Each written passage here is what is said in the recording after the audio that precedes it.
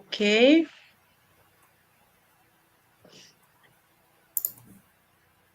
I hope everybody can hear me, in case you can see me.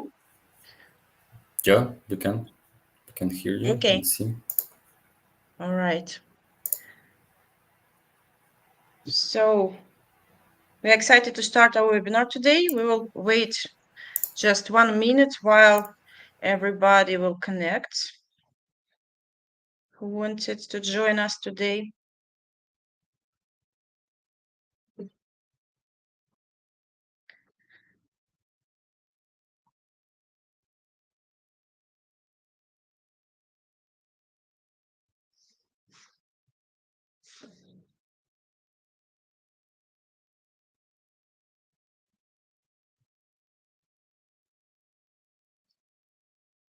Okay, so I think we are online and everybody can see us and hear us. If you can, please type pluses in the chat so we are sure that you are with us today. So we are welcome to all the participants. We are delighted to welcome you on our webinar on a highly relevant and intriguing topic, reverse engineering of an API. And I would like to extend a warm welcome to all of us participants. We're expecting to have a diverse group of participants today from different countries, from different domains. I saw that we have about 130 participants registered to the webinar. This is software developers, quality assurance specialists, IT managers, C-level managers from different businesses. So we are expecting to have very insightful and engaging discussion, I hope. While we're waiting, I would like to take a note of the organizational details. So our webinar will consist of 45-minute lecture, followed by 15 minutes Q&A session. And as for the questions, you're welcome to submit your questions at any time during the lecture via the chat function. And in case you have technical difficulties, please notify us and we will try to help you. And the most important, the webinar will be recorded and a link to the recording will be sent to all the participants after the session so we can share the recording with your colleagues. So let's return to our topic. Last month we attended the RSA conference in San Francisco. Maybe somebody from our audience was also there. Please type a plus in the chat so we can know this. And if you meet me or my colleagues, you can type 2 pluses in the chat. So at the conference, we explored the expo where integration was the really hot topic. All the SaaS cybersecurity solutions are increasingly being integrated with each other. The primary goal of this integration is to gather as much data as possible to improve cybersecurity analysis. So today we decided to focus on the technique of reverse engineering, which is crucial for facilitating system integrations and in some cases making them just possible. So I'll say you more that API reverse engineering is an important topic for not all SaaS cybersecurity solutions, but for all web solutions, particularly because when this web solution function as a third-party service. So this is because reverse engineering plays a vital role in security audits, helping to identify where an API may be vulnerable or insecure. So stay tuned and we'll talk about it later. So why we are talking about this topic today? At Apriorit, we've been developing cybersecurity solutions for over 22 years, making reverse engineering one of our deepest and most intriguing areas of expertise. Today, we aim to shed light on the technique of API reverse engineering, which differs from the classical approach to reverse engineering by focusing on web solutions rather than native development. So let me share our agenda today. I don't know if you can see this slide. I hope so. with the agenda. Yes. So today we'll cover the following topics. We'll talk about fundamentals of API reverse engineering. We'll discover two business cases and scenarios of API reverse engineering. We'll take a look how we can call website programmatical if there is no public API, and how we can generate and use a stub API instead of real API. And later on, we'll overview an essential tools for API reverse engineering, which is quite useful. So my name is Maryna Prudka. I am Cybersecurity R&D Delivery Manager at Apriorit, and I am a part of the Apriorit family for almost 18 years.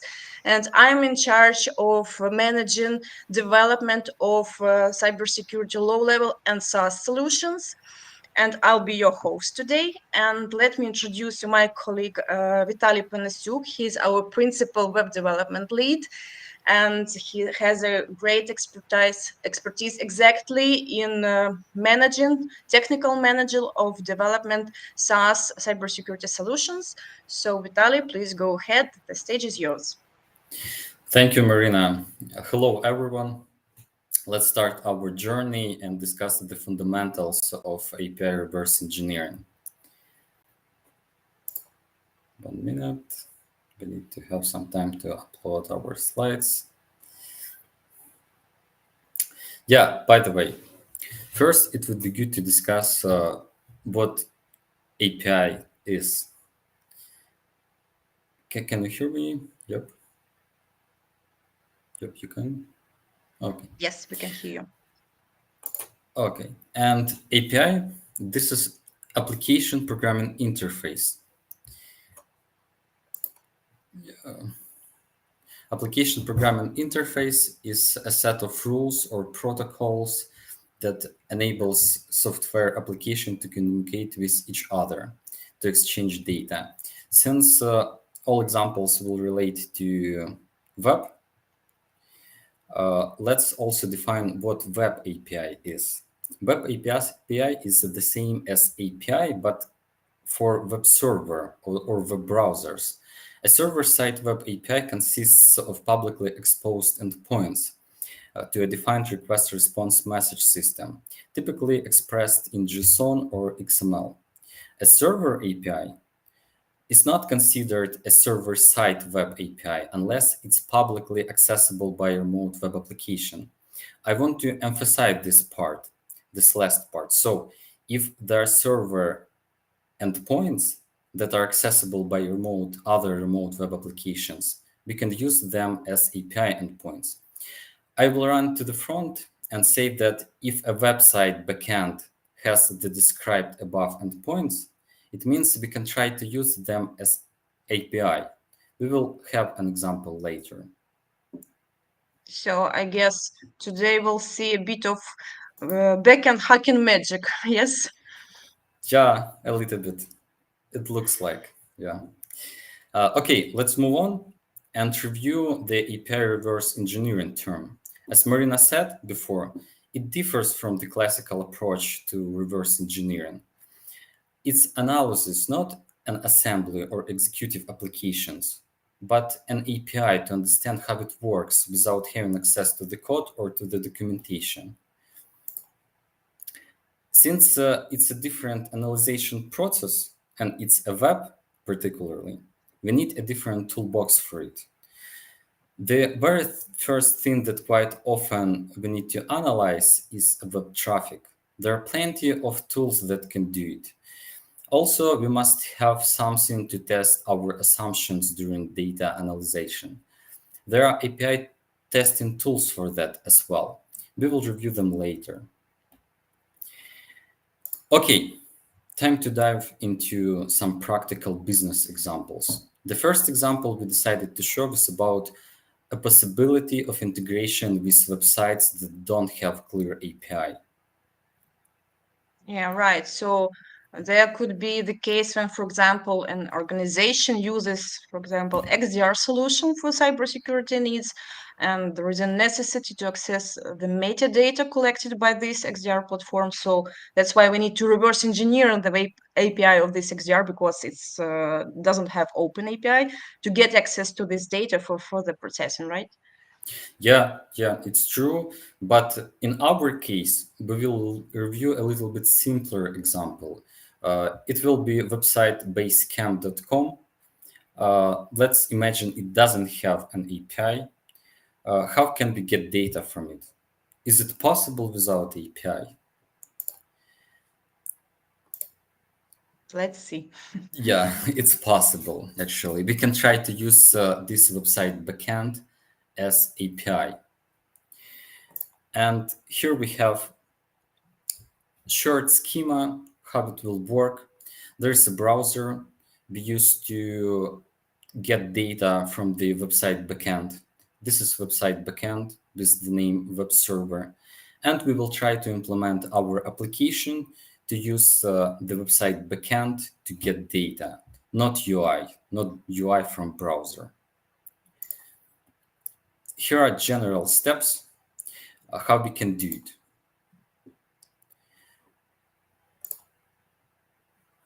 The first step, use web browser DevTools to record all traffic. The second one, 1 minute, we're loading it. Using the website interface, perform all actions we need to program them later. Third one, find the authentication requests among all recorded requests. We need to define authentication flow first of all. The fourth step, try to replicate the same authentication process programmatically in our application.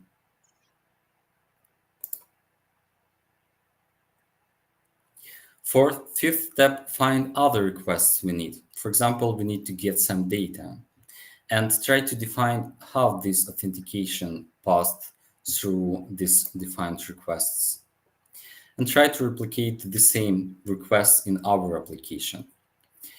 Okay, let's try to do the same steps specified in this guide. I'm sharing my screen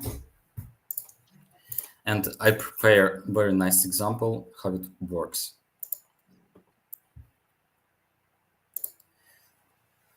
Maryna, everyone, can you see my screen? Yes. No, I don't see your screen. How about now? Okay, let's try again.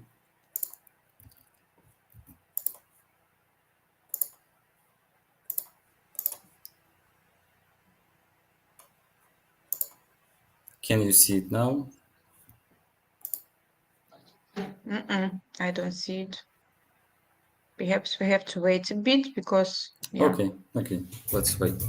So, shortly, what it will be. We will try to record all traffic between front end and back end of website and analyze it, define authentication flow, and try to do the same programmatically from our application to get data directly from the backend of the site, not UI. So my screen is available.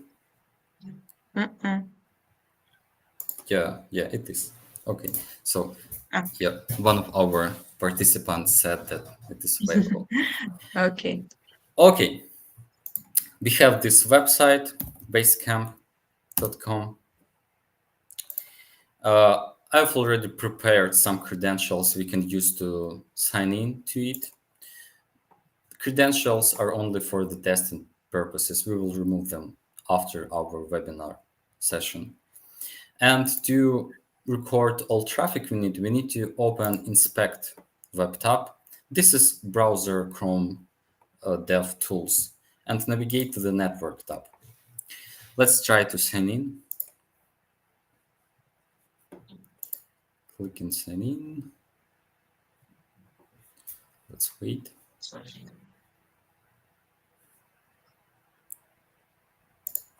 something wrong. Let's try it again in new tab.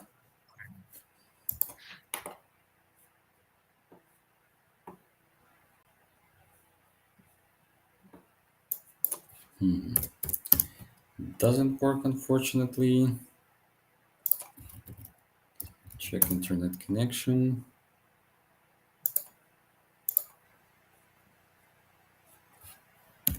Oh, okay. So we have a feedback from LinkedIn. Login to Basecamp Yeah, along with let network me maybe difficulties visible. reshare. So yeah. Okay, yeah, Uh-huh. it's Yep. visible. Okay, you can see it. Okay, let's try to sign in. We will use our credentials we prepared before. Click next. And the most important part, don't forget to open Chrome DevTools, go to navigation, navigate to network tab, and try to record all traffic we need. Use our credentials and click login. And try to do regular stuff you usually do to get some data. We will replicate the same process in the future. Okay, go to lineup, go to home again, and stop recording. Yep, and let's analyze all traffic we have here. A lot of different requests, really a lot.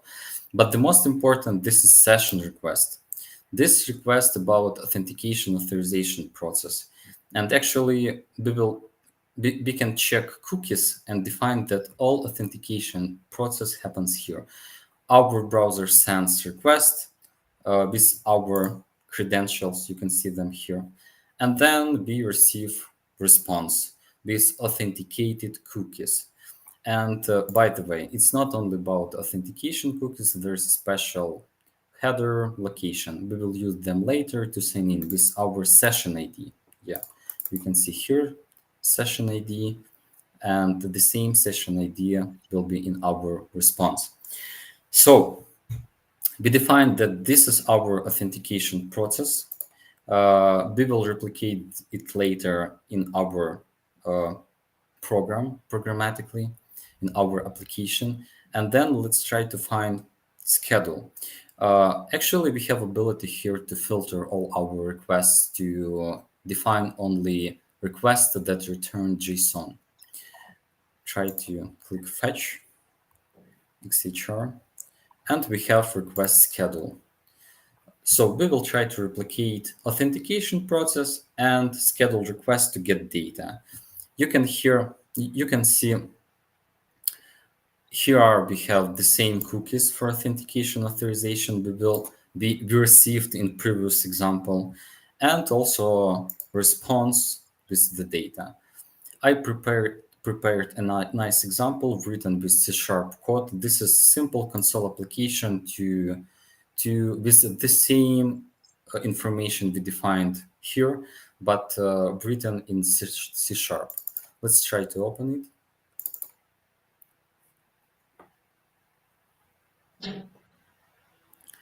It needs some time to open because it's a code. We will run it online, and you will see that it really works. Okay, we see it. So this is simple console application. We can split it to two different parts. The first part to use our credentials and to send request. Here's to send request, post request.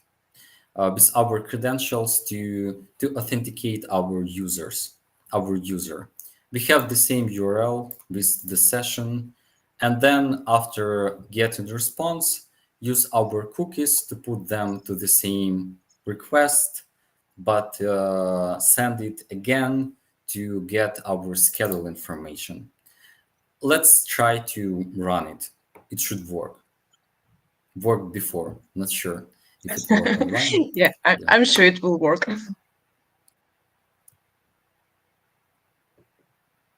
Okay, yeah, it works. So So yeah, this is the magic actually.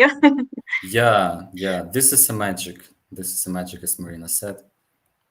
Mm-hmm. So maybe there are some questions. Okay, no questions so far in our chat, so I think we can continue. Okay, okay. And I'm stopping sharing to switch back to our presentation. Yep. And let's review the second business case we prepared for you. My favorite.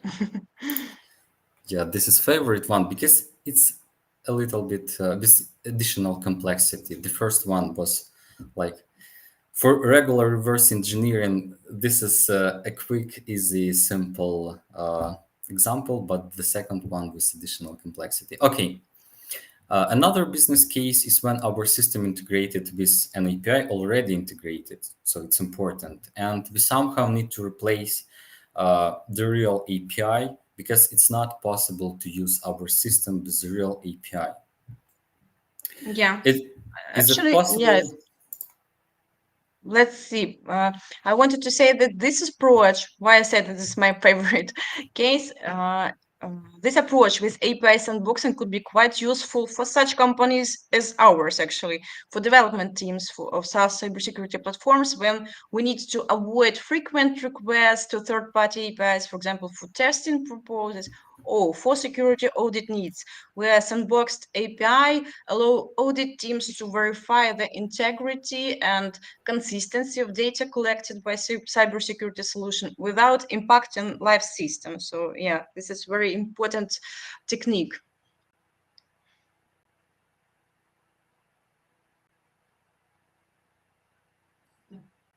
Vitaliy? Okay, yeah, I'm just Yeah, yes. reconnected. Thank you. Mm-hmm. Some Yeah, technical issues. Okay. yeah, actually, there's solution. Marina described this case in a very nice way. There's solution. What we can do, we can generate a stub API. It's easy to do. There's a schema, how it will work.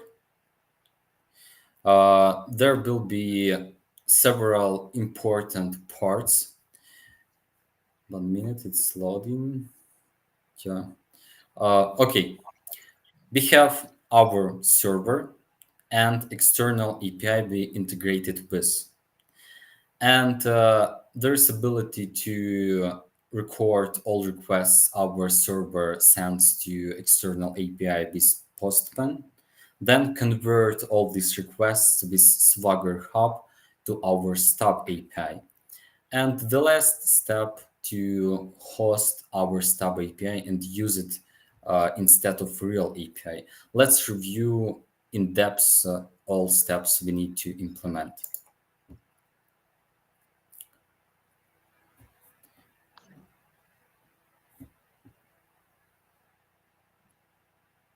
Okay, we need to have some time to, yeah, Yeah, it's okay, loaded. it's loaded. The first step is try to run our application and start, yeah, 1 minute, it's loading, and start our proxy tool. So we will introduce a little bit later our proxy tool. Start proxy tool to record all requests our application sends to the real API. The next step, convert the recorded session to the open API format. So it's possible to record all this session, but after the recording, we need to have a special format. It's very important to have it.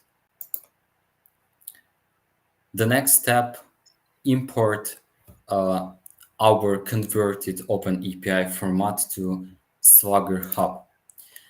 Swagger Hub is a special tool. Then fix some minor issues. It could be, we will discuss them later. It could be some minor issues. And the last step, host the stub API to use it instead of the real API. Let's try to implement all these steps online and see if it will work. I'm sharing my screen again.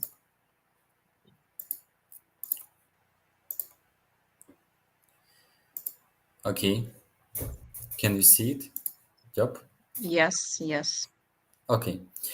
Yeah, I prepared one nice example. It could be our application with the real integration we have. Uh, Let me open it.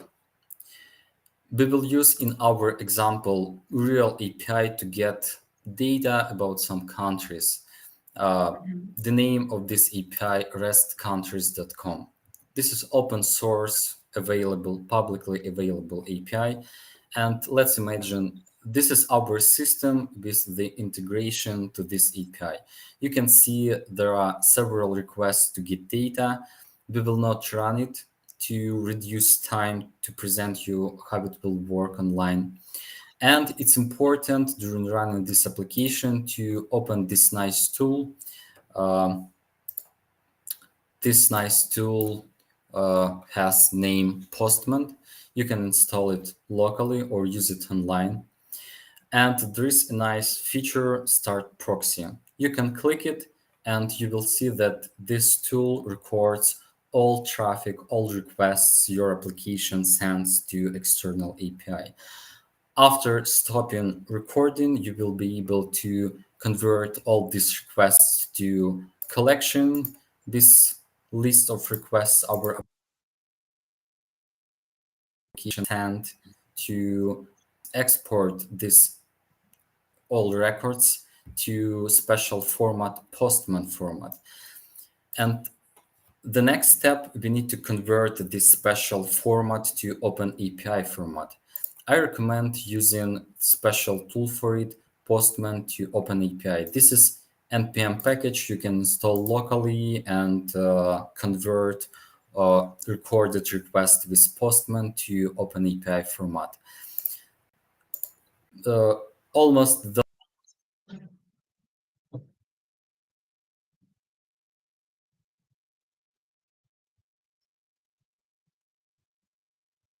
Okay, it seems we lost Vitaliy. He will reconnect right now.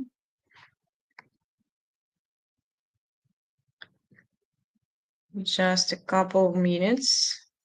I hope he'll be back. Will not leave me alone here.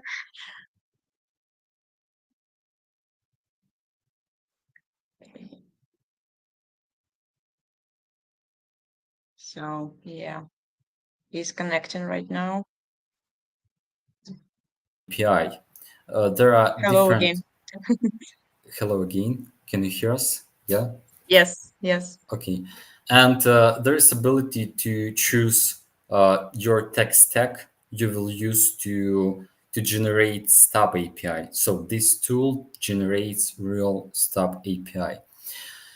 One important thing I need to share with you, I need to clarify that sometimes the Swagger API doesn't generate stub data, and you will need to use some AI tool to generate stub data and put them inside your code. Right. So we didn't have any chance to skip mentioning the AI in our topic as well. Yeah, it's true. So everything only with AI. But it's a nice tool to improve your performance. I mean your Yeah. steps. Okay, and this is example be created with Swagger Hub. Let's try to run it. It should work. Yeah. Okay, we have code Yeah. generated with this tool. Let's try to run it. I need to remind that this is a sharp code. You can use Node.js, Golang, everything you want in Swagger Hub to generate stub API. Okay, and what we see here, this is a new page. What is this? Actually, this is a separate tool, Swagger.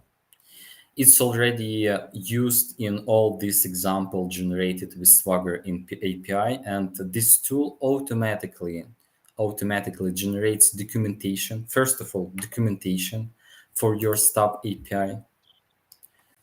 You can click this link and you will see it. You will see it. And also it generates this nice page you see. You can use it to test your API. So this is a page for testing. let's try to click this button, try it out, and test our first request we generated as a stub, and click execute. Yeah, we see this is a stub, a stub data. So at the current moment, you can create a separate hosting, host your stub API we created just with several clicks, and replacing your real application, real API with this stub API.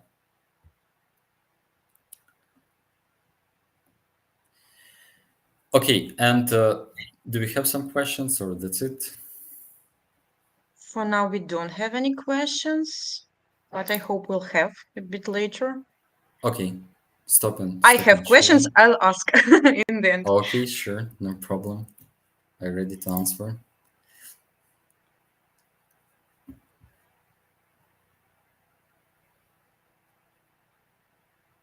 Okay, can you hear me? You can ask a Yes, yes. question. Yeah, I'm ready. No, I will ask after you finish all your presentation, okay? Okay, got If, it. Mhm. Okay, got it. The next slide, let's review all our tools we discussed before uh, in depth. The first tool we use, browser DevTools. We used Chrome DevTools. It's a nice feature.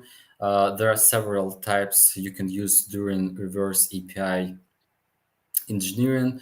The first tab, network. I already presented it. You can record all traffic you need in this tab.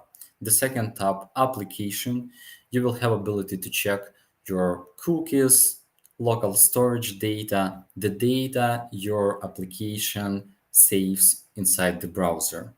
And the last, the most important tab, sources. Sometimes it's impossible to define authentication process during analyzation traffic. Traffic, I mean traffic between your website and backend.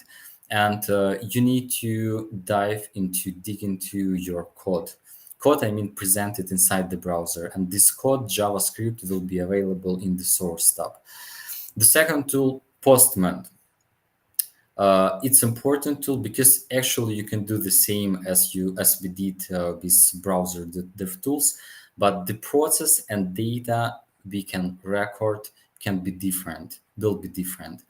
So there is a nice feature to record all traffic, your system, not only your application but other application inside your PC sends, personal computer sends to outside your system. uh, Also play with these requests. For example, we need to test them. It's possible to do with Postman and use a proxy, as we saw before, to to uh, to jump into the bridge to create a bridge between your application and third-party APIs. The third tool, Swagger. It's important, nice tool. You can generate API documentation and also this nice page I just presented to test your API. And the most important tool, Swagger Hub. It's possible to generate stubs and clients. Clients, I mean code to connect to your API you provided with Open API format description. That's it about tools. There are All right. many others, but not sure we have time to discover all of them. These are the most important ones. Yeah. All right. Thank you. So we still don't have questions in our chat, but please, I invite you to ask everything you wanted to ask about this topic. While we are waiting for the questions from the audience, I wanted to ask about this.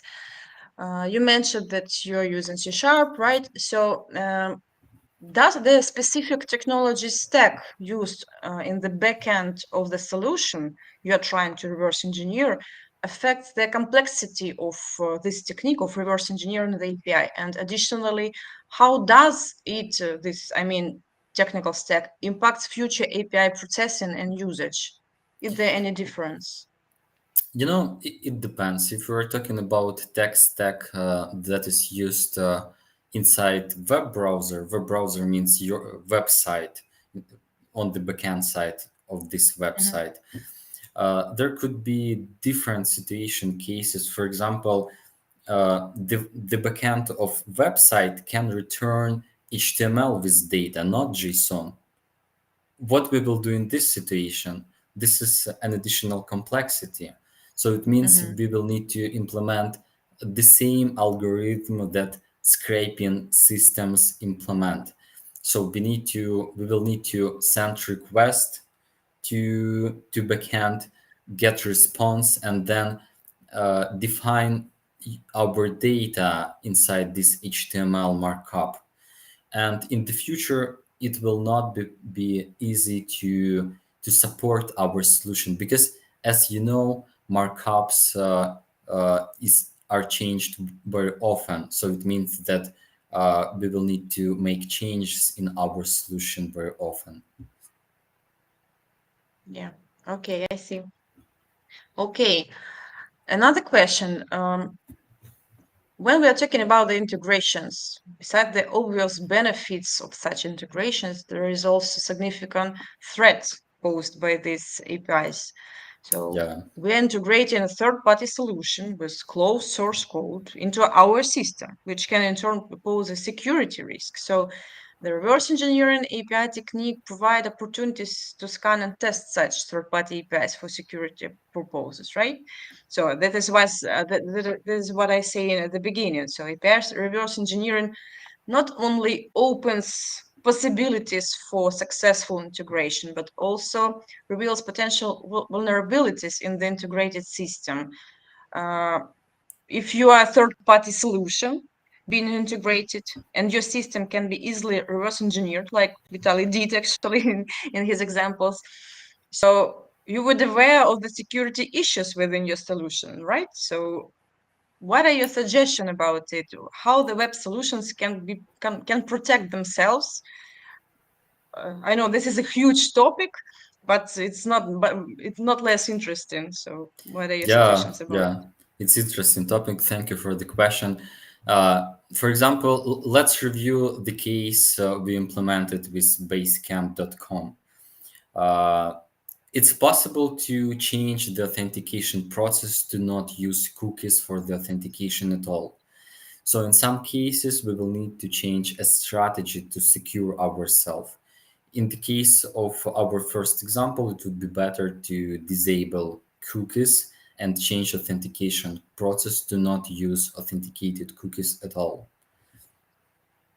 it? All right. So yeah, this is very interesting topic and really hot topic actually nowadays. So as I see, we still don't have any questions, but if any questions come to your mind after the webinar, please feel free to contact me personally on LinkedIn or email us to info@apriorit.com. And of course, we will maybe schedule a call meeting or we will chat with you about your questions. So, Vitaliy, thank you very much for your lecture, for the webinar. I think it was really insightful for our participants, and we are looking forward to continue a conversation about this topic with all the participants or with all who are interested in this topic after the webinar. So, thanks again. Thank you very much, and have a good day. And please expect the recording of the webinar and feel free to share it with your colleagues. uh, we will be happy if some other people will know about our expertise about this topic because it's really insightful and interesting and very actual nowadays. Thanks again and have a good day. Bye Thank bye. you, everyone.